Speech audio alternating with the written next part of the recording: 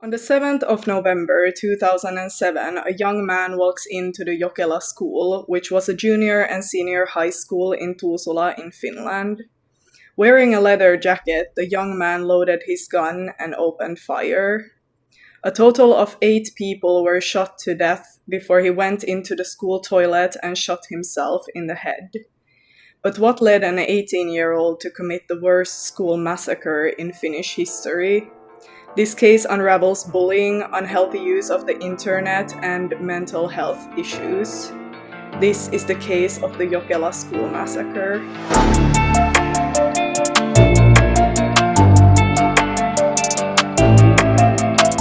Hello everyone and welcome to my channel. My name is Elin, and on this channel I cover true crime cases that have occurred in the Nordic countries. Some content warnings before we start this video. This video will include talks about suicide, school shooting, bullying, and mental health problems, so if that's something that you don't want to watch, then I suggest you click out of this video right now.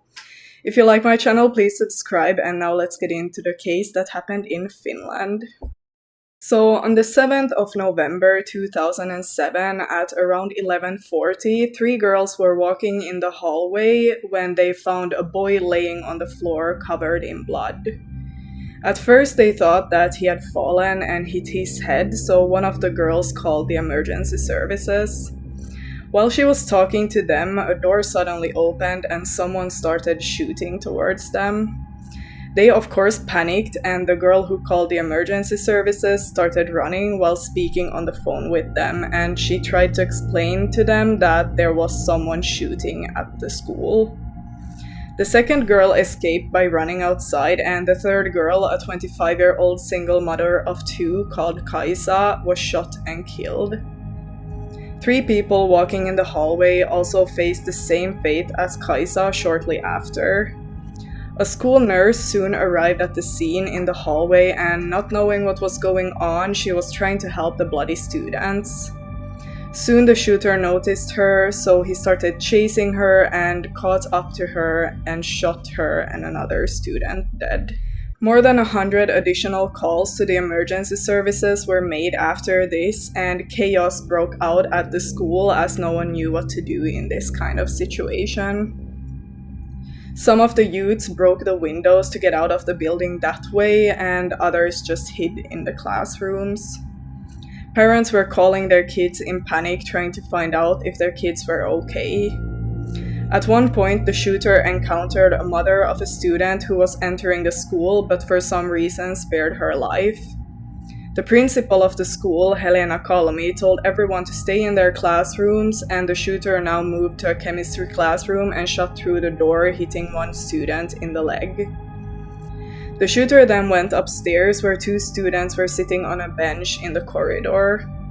He shot one of them dead while the other one escaped unharmed. The shooter then started pouring flammable liquid on the walls and the floors in the corridor and tried to set it on fire, but failed. So he gave this up and went to the school cafeteria and tried to enter it. The sliding glass doors were locked, so he shot through the windows, and at this point many people had been in the cafeteria eating lunch, so they either escaped, hid in the kitchen, or ran away when he started shooting into the cafeteria. Thankfully, no one inside was injured. At 11:54, the shooter exited the door underneath the cafeteria and then went around the corner to the other side of the school. There he saw the school principal, Elin Aburageef, who was out there speaking on the phone.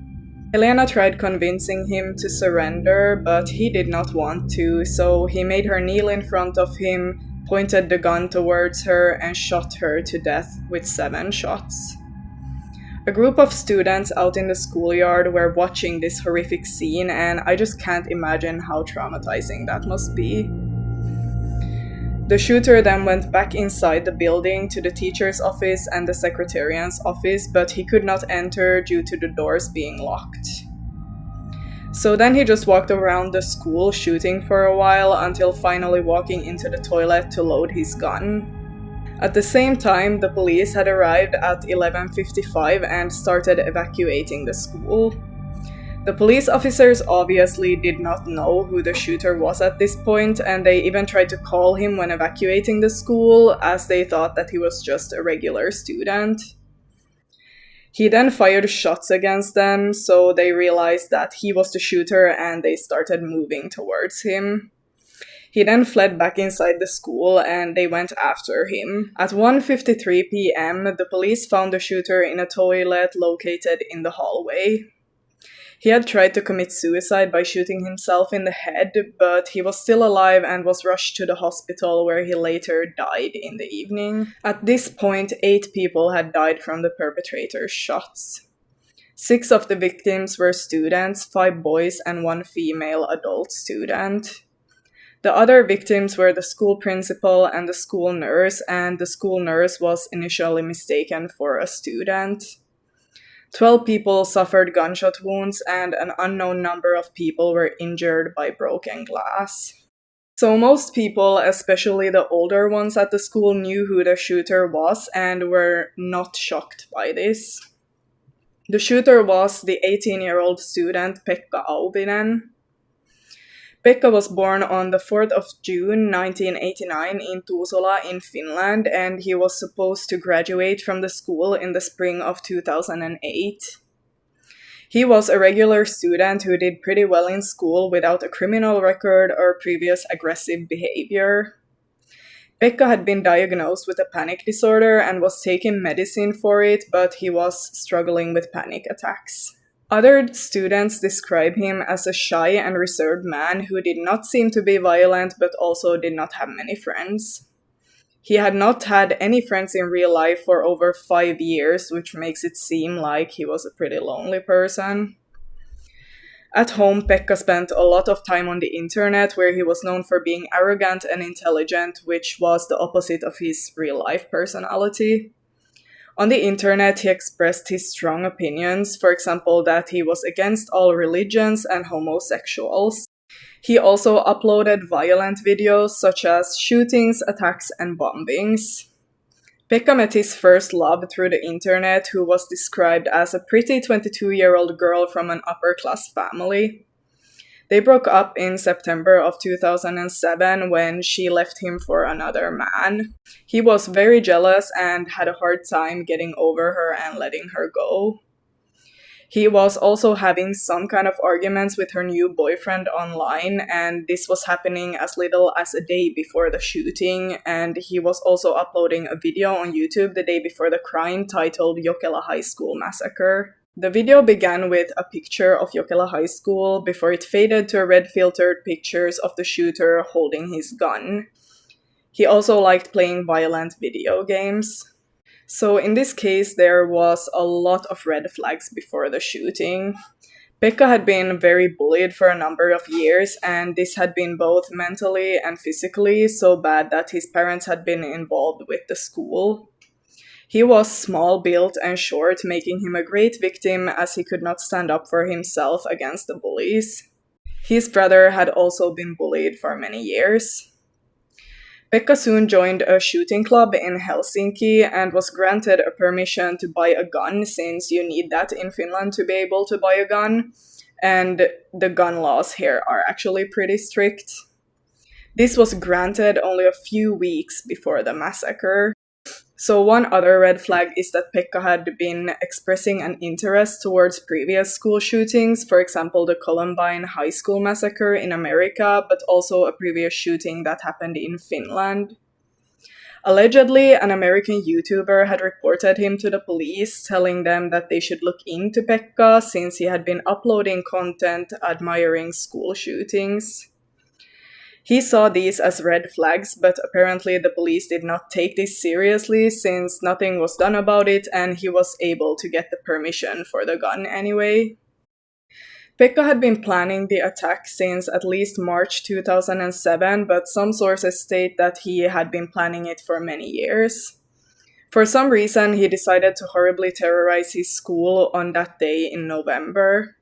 He had written several suicide notes and documents saying that he wanted the attack to be seen as an act of terrorism and a war against humanity, before he packed his bag and left for school but skipped his first class.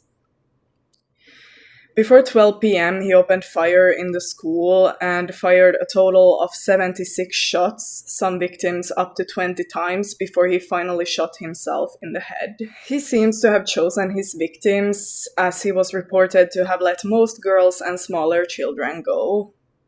The motive is still unclear, but some suspect that the bullying mixed with the toxic breakup led to the shooting.